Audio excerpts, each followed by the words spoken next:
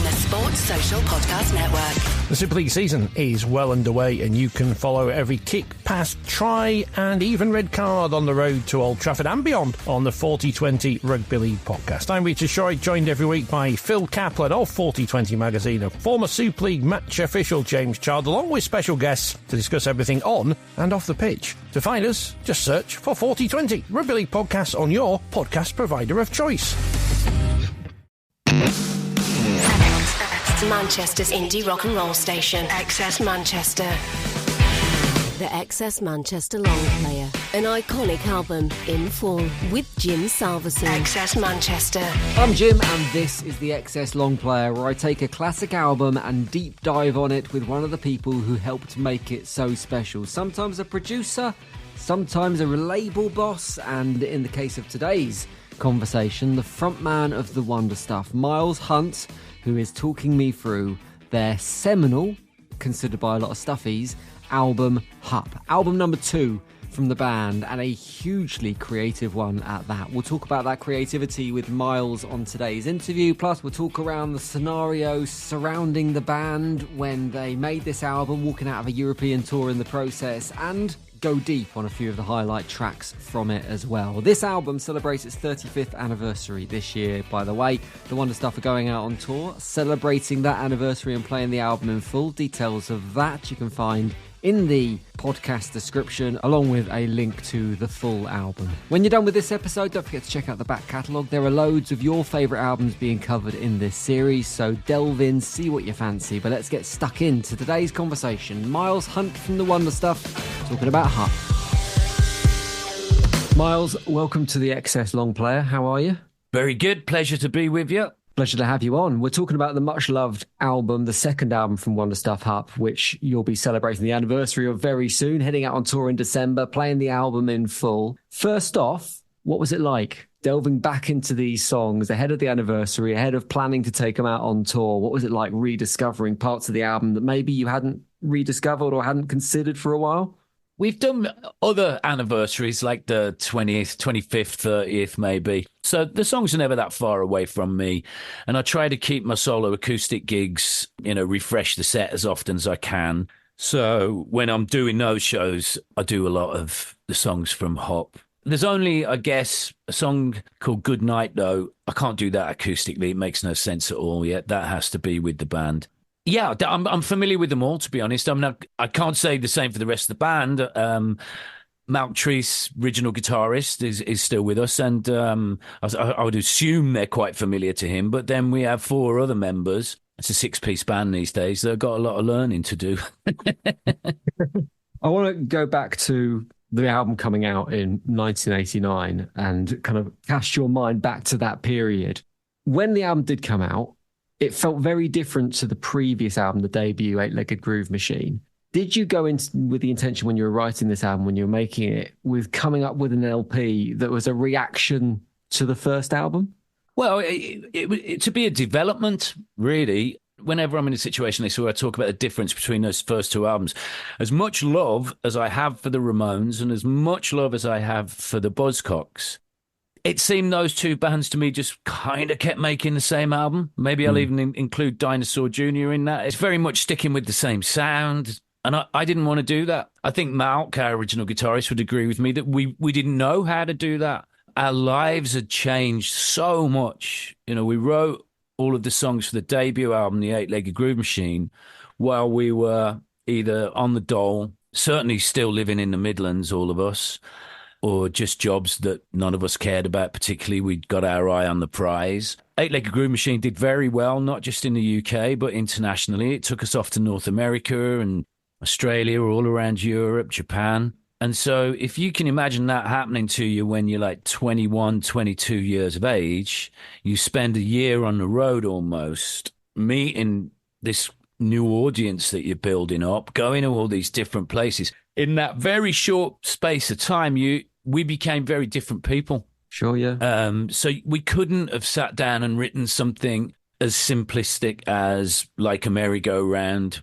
We developed as people, and also our musical tastes had widened because we traveled and were introduced to so many, different bands that we took influence from. So I think most important, the thing to point out about Hup that's most important is I think we only had 3 songs the day we stepped into the studio. And the day we stepped into the studio was the morning after we'd just arrived back from America. So like 48 hours before, we were doing a gig in New York City and then coming back to London, being given the keys to a beautiful apartment because we didn't want to stay in hotels anymore. So we all lived together like the monkeys. And we'd all got our motorbikes. All 4 of us had motorbikes, and we'd, get across London from Great Portland Street, where the apartment was, over to Old Street. And day 1, we recorded Don't Let Me Down Gently. That we had Don't Let Me Down Gently. And I think like day 2, probably Radio Ass Kiss, which was written on the road in America and it's very much about the style of radio and the way radio is used as a promotion tool in America. Unlike the UK, where we just needed to get Radio 1 and maybe a few local independent stations. But most importantly, you just needed to get Radio 1 with a single release. In America, you had 2 or 3 stations in every city. So you turn up in Boston, thinking you just got to do a sound check. Oh, no, you had to go to 2 different radio stations, go and meet some print journalists. And that was every day. Nobody warned us. We weren't prepared for it. And those American DJs were not at all like British DJs. They were so enthusiastic. It was nuts. And the record company were making all of these promotional toys and tools. And we were like, what's all this nonsense? Nobody asked us about this. It was much more of a business back then in the US than it was in the UK. So Radio Ass Kiss was written about that. And I'm going to say we had Cartoon Boyfriend. So we recorded those 3 really quickly. And then producer Pat Collier looked at us and was like, well, this is going great. What else you got? We're like, nothing. And yet we were booked into the studio, for over a month. So the rest was written in the studio.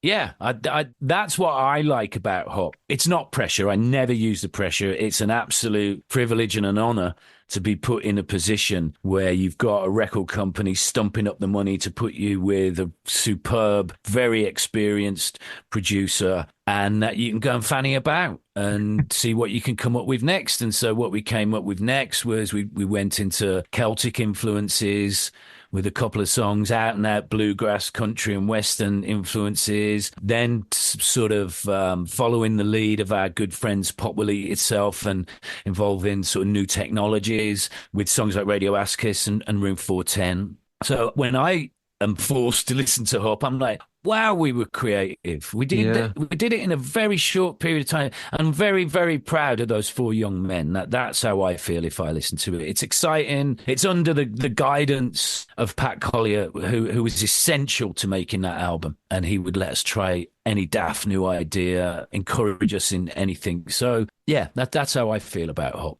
It's interesting what you say about the songs being written in those kind of different zones, I guess, because when I listen to the album, I can hear almost 2 personalities there. I think there's the tracks where Martin Bell kind of comes to the forth and it's got that kind of folky feel to it and you really hear the violin and stuff. And then there's a second side to the album, which is, I guess, more akin to the stuff that Jesus Jones were probably doing at the time. It's almost slightly electronic. It's using samples. Is that why you've got those 2 kind of modes of the album? Because it was written in these 2 different settings, these 2 different environments? Well, definitely having spent, so much time in America in the previous few months. And, the 4 members of the band have very, very different taste in music. So when you're on a tour bus for 7 weeks, it's really, really difficult to please everyone. So we would listen to, with the music that was playing on the tape decks. So we would listen to Madonna and things that was like, yeah, this is okay, stick that on. Or we could all agree on perhaps Slade, perhaps REM. But then, you had our bass player wanted Napalm Death and Bomb Disneyland and stuff like that. And that's, well, this isn't very relaxing, is it, while we're traversing through the deserts of southern United States? So we used to put the radio on. There's a lot of country and western and bluegrass radio stations. And we would stop at truck stops and buy compilation cassettes of country music. So we got into Johnny Paycheck, things like Take This Job and Shove It. Our roadie, who was way more experienced than us, Digby Cleaver, he toured with The Clash in America a lot. So he had this tape called 40 Trucking Greats. So it's all this country and bluegrass, and all the lyrics are about trucking, and we loved it and we learned every word. And so we had the half idea of Gold and Green that wasn't in a bluegrass style. And I think it was Rob, our original bass player, who just started just doing a 2 and 4 boom, boom, boom, boom, boom, boom, boom, ba-dum, boom, boom, because he was listening to Country Joe and the Fish. And we're like, actually, the melody to that half an idea, Gold and Green, let's just write a bluegrass version of it. And then, Jesus Jones were our pals at that time. We'd just met them, and I was very interested in, what they were doing production-wise with the new technologies. I said before, Pop Will Eat Yourself were doing much the same. So, yeah, that was an interest to us as well. And, Martin Jilks, our original drummer, is a phenomenal drummer, but at the same time of being a technically brilliant drummer and really sensitive to song arrangements, he loved to sit with a drum machine and program. He loved to sit with samplers and make loops. So we indulged his passion into the new technologies, into the tracks, yeah. So was Martin brought into the band at this stage because you'd had this vision and you'd heard this bluegrass and you'd gone like, well, tracks like Golden Green, like you say, and Unfaithful maybe as well, you wanted to bring this to the fore, or was him coming into the band almost part of that influence to make that happen? What was the starting point there? I think it was Cartoon Boyfriend. We'd got Cartoon Boyfriend and there were 2 instrumental sections in it. One was a kind of guitar solo, because another thing that was happening with our songwriting was all of the 8-Legged Groove Machine songs come in under 3 minutes. Sometimes they're like 2.5 minutes, and there's just no room for me to take a breath in terms of singing. So I suggested the idea to Malk. Malk was very much, he's a fantastic guitarist and very capable of doing solos, but the idea at that time of doing guitar solos seemed so old-fashioned. Matt was like, I'm not doing solos. And I'm like, well, look, man, I'm going to need some breathers in a lot of these songs. So there were 2 spots in the original arrangement of Cartoon Boyfriend. And he's like, I'm not doing 2 solos. We could convince him to do 1. And then I had really been influenced on the 8-Legged Groove Machine tour of the Waterboys Fisherman's Blues album, where Steve Wickham, their violinist, was on This Is the Sea, but he really comes to the front on Fisherman's Blues. And I also loved the violins on Bob Dylan's Desire. So it was like, okay, well, does anybody know a violinist? And it was Pat Collier. Said, well, I know Martin Bell. Sessioned with him on a bunch of things. He's brilliant. Yeah, he'll come in, he'll do it. So Martin was hanging out. We said, just do us a solo here. And he's like, well, I could do some at the intro of the song. We're like, do it. And they were all first takes, and everything he did just made us smile. We loved it straight away. He was so easy to work with. And then one of us said, don't suppose you can play banjo, can you? And he's like, yeah. So we're like, can you do some bluegrass banjo on Golden Green? Yeah. Well, you may as well do some fiddles as the track's up as well. So we did that. And then I think Malk had bought himself a mandolin. And, Malk it was early days for Malk playing the mandolin. And Fiddly said, well, I play mandolin too. Is there anything, Martin Bell said, I play mandolin too. Is there anything you want some mandolin on? And he did that on Unfaithful, which Malk had already come up with a part, but Martin Bell developed that and then said, well, I could throw some fiddle on it as well. So he was there for 2 or 3 days, I think. And all we wanted was a solo on Cartoon Boyfriend. And then once he'd played on Cartoon Boyfriend and Golden Green particularly, it was obvious that we couldn't do those songs live without the violin parts, because they were hooks, basically. They weren't just solos. So then we were like, do you want to come on tour with us? And then, yeah, by the 3rd album, he was a full-time member. Hooked himself into a job. Nicely done. Yeah. Going back to the very start of the album and when you came off tour and into the studio. Now, I might have this slightly wrong, but it sounds like that period was fairly chaotic and you actually decided that you were kind of a bit bored with the current tunes you were playing. It sounds like you disconnected with the debut album from what you were saying and you wanted to move on. So you stopped the tour and went, that's it. Let's leave that there. Let's work on new stuff. Is that how it happened? Yeah, more or less. Yeah. It took us a long time to understand that, you spend a year writing some songs. In the case of 8-Legged Groove Machine, you make the record, and the way we looked at it, okay, we're done and dusted with those songs, but of course that's not the way a record company looks at it. It's quite the opposite. It's like, okay, well, we've made this album, now you've got to go out for a year and play those songs every night and promote the album. We're like, well, you don't like the sound of that. We were very short attention spans, as well as just feeling very creative. Eventually, we learned how the game works. But yeah, we cut short a European tour of the Eight-Legged Groove Machine because we were so bored of the songs. But whilst Polydor didn't support us on that decision, they allowed us. That they were always very good to us. I haven't got a bad word to say about how we were treated by Polydor.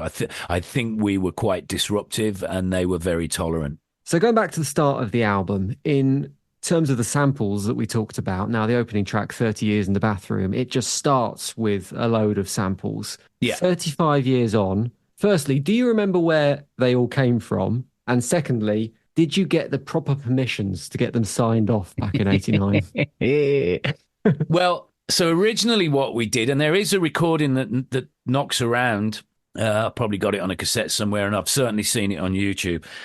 So it's a scene from Midnight Cowboy with Dustin Hoffman and John Voight, and one of them is clicking through the channels of a TV in a hotel room, and we just lifted that audio and we put it at the beginning of 30 Years in the Bathroom, and then we put it in again at the end of Room 410, which is the final track. So you could play the album on a loop, and that was the idea. Anyway, Right, okay. Someone at Polydor spotted, is this from Midnight Cowboy? And we're like, yeah, it's great, isn't it? And they're like, all right, we're going to have to contact Warner Brothers and see if we can get permission to use it, which of course Warner Brothers said no. And we were kind of devastated. So Pat Collier was like, well, just make a new one. And as it was, I had been recording during that time in America, like adverts in America was just made us laugh all the time. And if you were trying to watch like a 90-minute movie on a channel in America, it took about 3.5 hours because there were adverts every 5 or 10 minutes. And so I started recording bits of these adverts and things from the radio. And then also, so I'm telling Clint Mansell, one of the lead singers of Pop Will Eat Itself, my best friend at the time, I'm telling him we got to collect all these samples and try and sort of mimic the Midnight Cowboy thing. And he goes, I've got a cassette of things like that. So he gave me his cassette of his collection of things. I didn't know where they were from. I've since found out where some of them are from. And no, we didn't seek clearance on those either. I mean, there's a Steve Martin one, the cleaning woman. I perhaps shouldn't pinpoint where they're from now in case, well, it's done now, isn't it? Yeah, so we had to make something that mimicked the Midnight Cowboy scene, and no, we didn't get clearance on any of them. I suspected that was the case. I'd like to pick a couple of highlights, if that's okay, from this album. It needn't necessarily be a favourite track. It could be a favourite moment. It could be something from one of the songs that transports you back to the studio. But is there a moment that when you listen to this album really stands out for you? I suppose Can't Shape Up. I think overall, what I hadn't done on Eight-Legged Groove Machine, just through sheer lack of experience, I hadn't written any lyrics on the Eight-Legged Groove Machine that were about me or anything that had happened to me. On Hup, it's quite the opposite. It's all about my experiences, our experiences. Every song is linked to that last 8 to 10 months of our lives changing. So there's relationship changes for me. There's, 30 Years in the Bathroom is somehow linked to cancelling that Eight-Legged Groove Machine European tour. There's lovely memories. Like, I remember it was a sunny day in Toronto, in Canada. There was some delay in the sound check, and Malk just went and sat on a sort of grassy knoll outside the venue with an acoustic guitar and said, grab a guitar, I want to show you something. And he showed me Cartoon Boyfriend, like the chord structure. And I'm like, that's great. And then a variety of things happened. I won't mention which member of the band it was that, relationship failures and stuff. But there was chaos going on that tour. And the experiences of that are the Cartoon Boyfriend lyrics. That was kind of written on the back of the tour bus and mess around with it in sound checks. Then there was things like Pat Collier said, okay, well, we got 30 years, we got Radio Ass Kiss. We basically said, when we'd recorded 4 or 5 songs, he said, we got one single, which was Don't Let Me Down Gently. He's like, you need to write another single. He said, so I'm going to go to pub. I'll leave you alone for 2 hours. When I come back, have me a single. So he left the engineer, Jessica Corcoran, with us. And we wrote Good Night, though, which is just a bass line and us jamming. And we just said to Jessica, record this. And it was about 11 minutes long. And when Pat came back from the pub, we were all really pleased with ourselves. And he said, "Oh, you've done something." Because I am surprised. And we said, "Jessica, play Pat what we've done here." Because this isn't a single. It's not even a song. It's just you mucking about. And we were like, well, it might not be a single, but we think there's something great in it. So can you just edit it down to about 3 minutes, which is what we left him doing while we went to the pub. And we love what he did. And then we added like little bits of icing on the cake to it, little keyboard parts. But then he was like, "Look, it isn't a single." So the next day we would always break at about 6 p.m. to have something to eat. And when it was time to head back into the studio, we said, "Right, Miles and Malk, you're not allowed in the studio. Go into the office and write a single." So he put us in the office with 2 acoustic guitars and locked the door. We couldn't get out because you're not coming out till you've written something sensible. And so we wrote Piece of Sky probably in an hour. Wow. And then he came and checked on it. "Got anything?" Oh, that was the joke. Whilst we wrote Piece of Sky because we were the influence behind Piece of Sky was Jane's Addiction's song Jane Says, similar rhythm. And we'd played with Jane's Addiction on that first American tour in California. Loved them. So we actually played him Jane Says. And he's like, "This is great." We're like, "Yeah, it's not our song. It's, oh, for Christ's sakes, have you done anything?" And we're like, "Yeah, we got this." And he's like, "It's great. Let's go and do it." So we recorded Piece of Sky that night. And he was like, "It's good. And you're heading in the right direction, but I still don't think it's a single." And then when we'd finished like the bluegrass version of Golden Green, he was like, "I can see that being a single. I don't know whether it's a single by the Wonder Stuff, but it's somebody's single. But if you're happy with it, all right, we'll suggest to Polydor that that's a single." It sounds like a proper collaborative process that you went through here. I mean, quite often, sometimes the engineers and the producers in a studio environment, they're there to capture. Whereas here, it feels like they were maybe there to guide you through the process at the same time. Yeah, well, Pat was there really to make us work. I mean, it wasn't so much that we were bone idle. It was we had so many other distractions. I think when we came back from the States, other than Martin Jilks, the 3 of us came back with girlfriends, American girlfriends. So when there was like 4 days break in the recording, I know me and Rob Jones just went straight back to New York for 4 days to see our girlfriends and probably brought them back with us. Then they moved in with us, and then we were living in central London, and there was either a gig or a club to go to every night. And we did. So it was no longer working till like 9, 10 p.m. It was, right, the Sugar Cubes are playing the Astoria, we're off. And Pat was like, "For God's sakes, So he was like, all right, this is what you're going to do. You got to start coming in earlier." So we never really took seriously our obligation to the record company we'd signed to. And Pat was a very good taskmaster. We were like naughty schoolboys, and he was the teacher. You got to do this. You're never going to pass your exams if you don't put the effort in kind of attitude. This album is seen as a seminal album amongst Wonder Stuff fans, but I think outside of that group, maybe it's a bit of a forgotten classic because it doesn't feature some of those, and I'll say big in inverted commas that you can't see, but it doesn't feature those big songs like Welcome to the Cheap Seats and Dizzy and Size of a Cow. It maybe is sometimes a little bit forgotten in terms of the pantheon. Where does it sit amongst your favourite records? They're all very they're all very different, and I'm proud of them all in very different ways. Yeah, I think I can hear development in every record. I can hear our intention not to repeat ourselves in those original 4 records. And the beauty of Hop is, as I just explained about, we were having a really good social life while we were making it. And I just hear 4 really, really happy young men. We argued about things, me and the bass thing were really good at bashing heads on ideas, on musical ideas. I was always in a rush to get somewhere, and perhaps about it.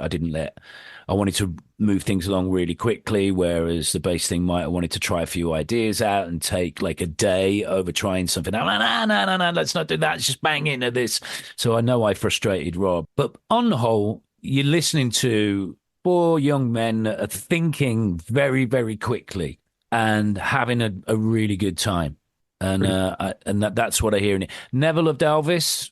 I think it's a great record, and of course it provides us with our biggest hits. But that wasn't a fun time. That was work. And there was a different producer who I love dearly, and he did he saved our asses, basically. I mean, we went into the studio with virtually nothing on Hup. I mean, we went into the studio on Never Loved Elvis with nothing, just my home demos. The band had never played any of the songs. Wow. When we went in for Never Loved Elvis. So Mick Glossop really had a big job on his hands and did a fantastic job. But it was work. So I hear a lot of happiness in Hup. You've got the 35th anniversary tour coming up in December, tour in the UK, celebrating the anniversary of this album. If in some weird way this opened up some kind of Back to the Future-esque wormhole where you got to transport yourself back to those early days of the Wonder Stuff when you were making this album, and you went back and you were confronted with your younger self, what single piece of advice would you be giving yourself going into the making of this album?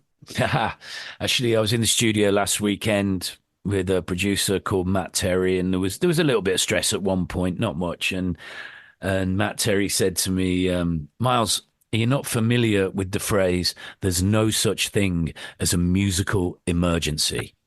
Which I just thought was brilliant, because whatever problems we're facing, we'll get over them. So I would perhaps like to say to young Miles Hunt that, like, relax, kid, relax. The job will get done. And sometimes the best way of getting it done is maybe just slow down a bit.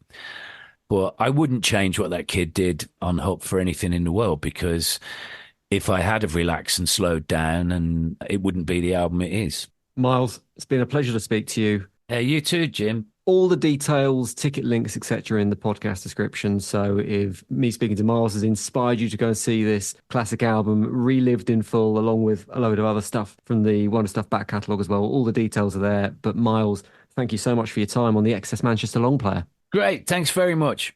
The XS Manchester Long Player, an iconic album in full with Jim Salveson. XS Manchester. How cool was that? Miles Hunt talking about the classic album Hup on the XS Manchester Long Player. I'm going to confess, I was slightly nervous about having this conversation with Miles. I remember his reputation in the 90s, which had him pegged as not one of the easiest people to interview, but thoroughly enjoyed talking to him about this album, and he shared some great stories. Check out the full album in the podcast description. You can also find the ticket details and links to their 35th anniversary tour that they'll be stepping out on in October this year, 2024. And do check out the other episodes in this podcast, the XS Long Player. The XS Manchester Long Player, an iconic album in full with Jim Salveson. XS Manchester.